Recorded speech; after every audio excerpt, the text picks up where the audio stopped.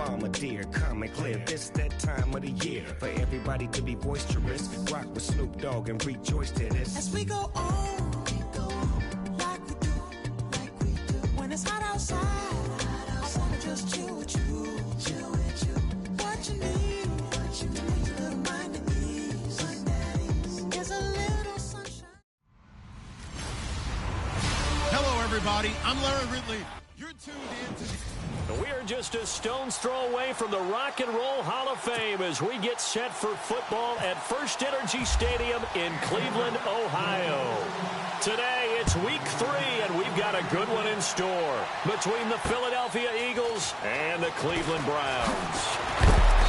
And he's up across the 25 and down at the 28-yard line.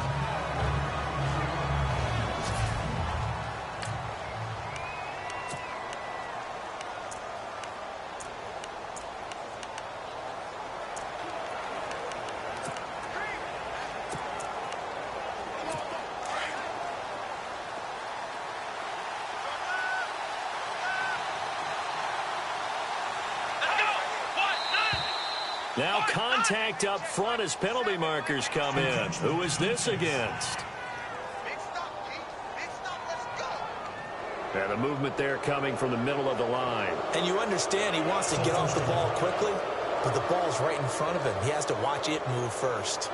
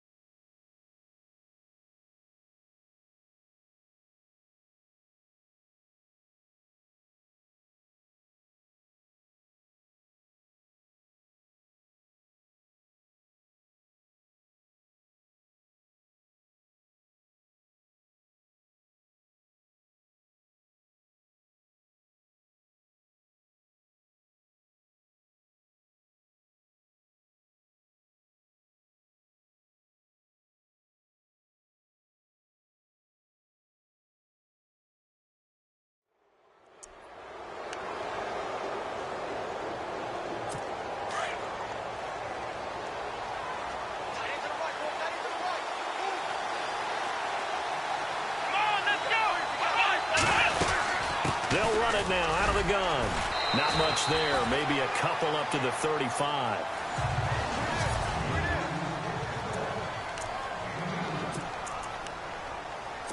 Offense staying ahead of the chains here. 2nd and 3.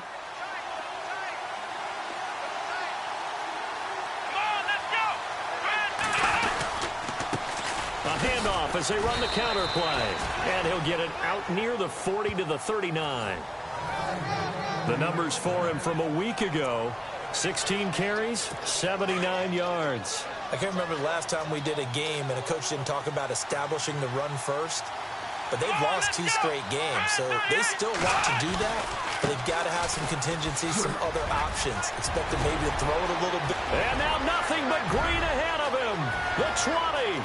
Touchdown, Philadelphia. A great effort there. His first touchdown of the new season.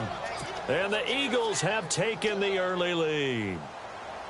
You talk about explosion plays. Here's one pretty much right out of the gate. And now they get to ride a wave of emotion, momentum, everything. Just as you described, right out of the gate. Big sprint, touchdown.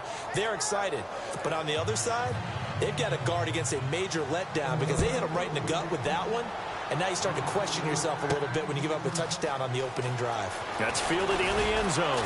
And the decision to bring it out will cost him about 5 yards as he'll get this only back to the 20.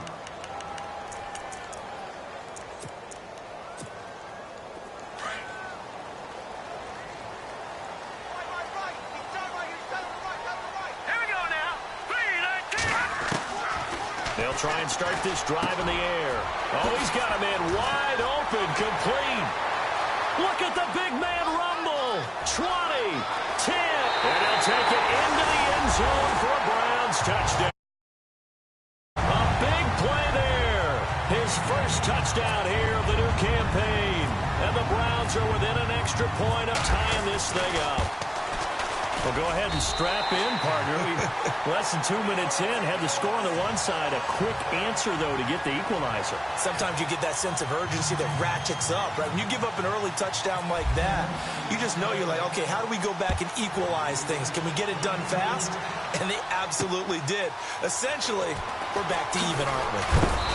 And not a bad return. Here he gets it out to the 25-yard line.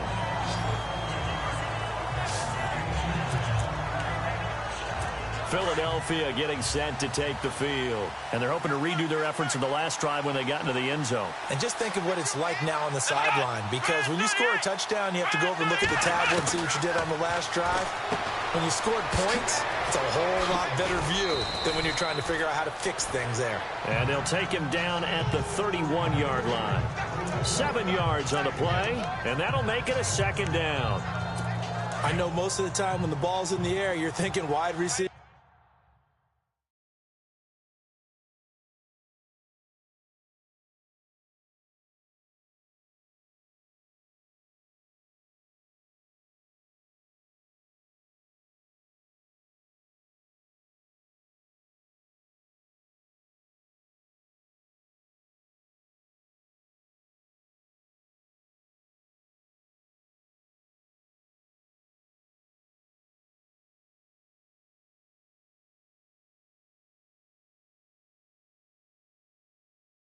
Tight end, but running backs, they can be a big part of any passing offense nowadays.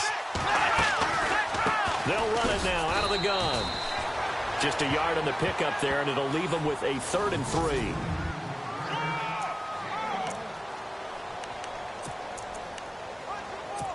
3. And the defense searches for one more stop here after the run on 2nd down.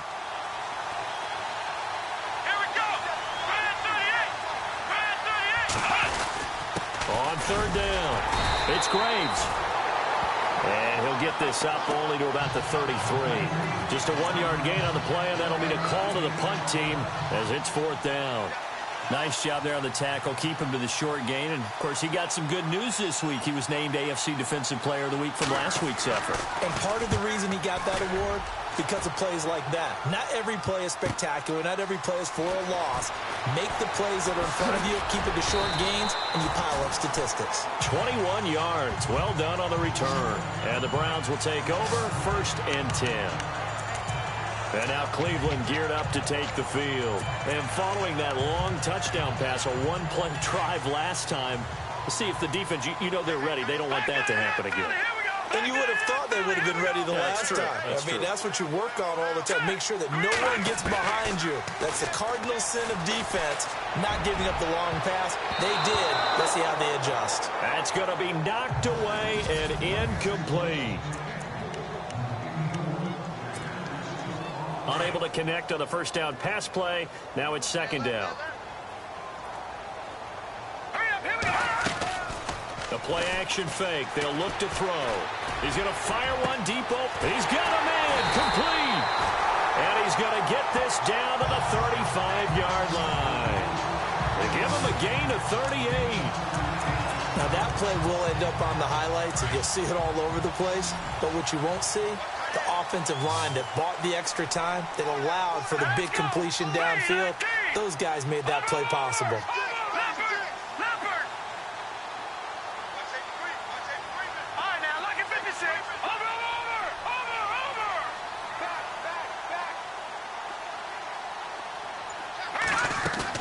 They go play action here on first down.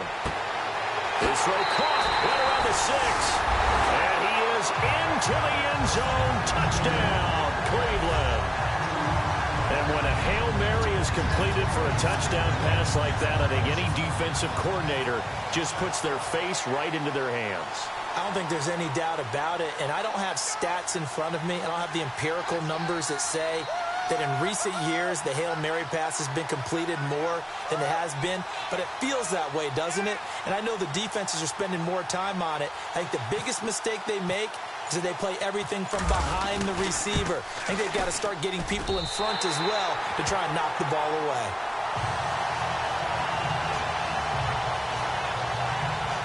Scoring summary, 3-play drive. And it's capped off by the Browns' touchdown.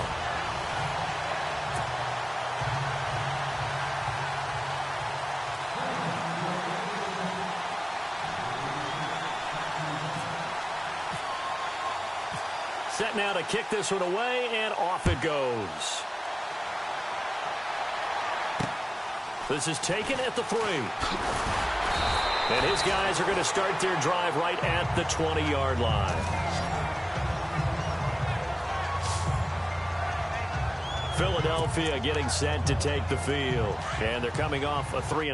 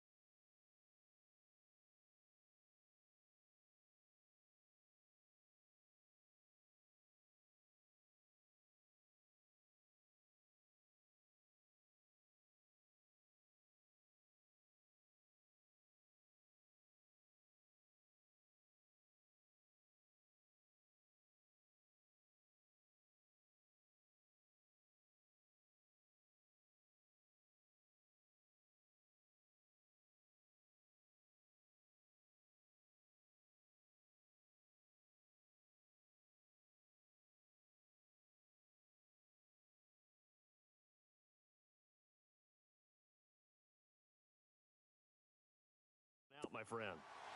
I think they've got to look at that play sheet and go to a spot that they haven't gone before. Time to shake things up a little bit to try and get this offense moving. Okay, so how do you do that? How do you shake things up? You look at what you've called before, realize it hasn't worked Go to so something well, else. and maybe try and find one of those special plays from one of your better players, and maybe try and hit something big and get things going in the excitement area. So what will they do? On the ground, through the air? Let's see. 2nd and 9.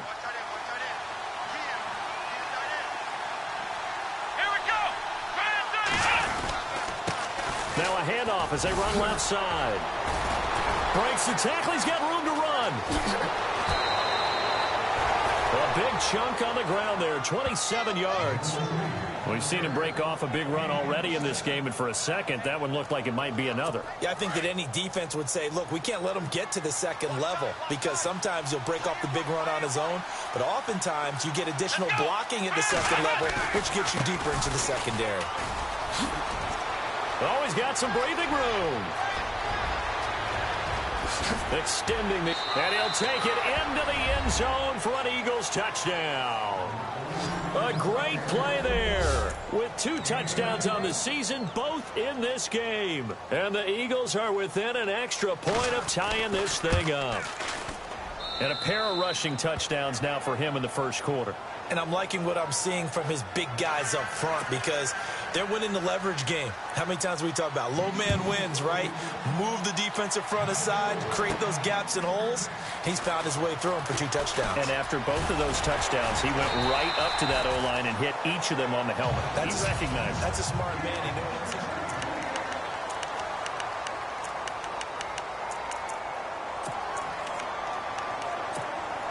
Now the Browns offense, they get ready to head back onto the field. And right now they're saying, hey, let's keep this going. 2 drives, 2 touchdowns. Yeah, can't ask for a better start than that, can you? I mean, this is the way you practice it. This is the way you rehearse it. But right now, the play calling, they're locked in really well. Hoping now to get back in the end zone on this 4th possession.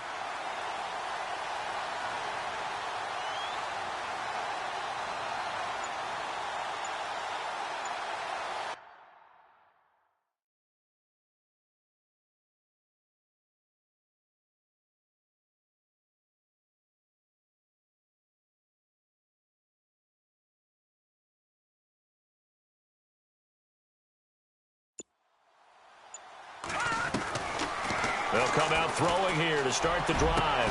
And he's finally taken down, but not before getting across midfield and across the 45-yard line. That one goes for 24 yards.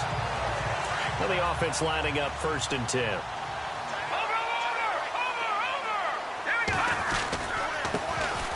Going to give this time to the tailback. Trying to bounce it outside, but he's only able to get it back to the line of scrimmage. Call it no gain on the play, and it'll be 2nd down. And he'll give it here to his running back.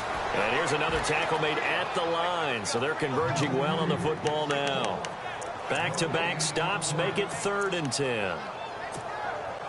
So back-to-back plays here where he couldn't get anything on the ground. Now you face a 3rd and 10 and assume you're going to try to pass it, right? I would think so because you've tried to run the ball, and really it doesn't matter who got the ball in the play because there's no space to go. So then I think you step back, throw the ball to try and pick up the 1st down. The Browns passing game finding its stride. They've got another 1st down.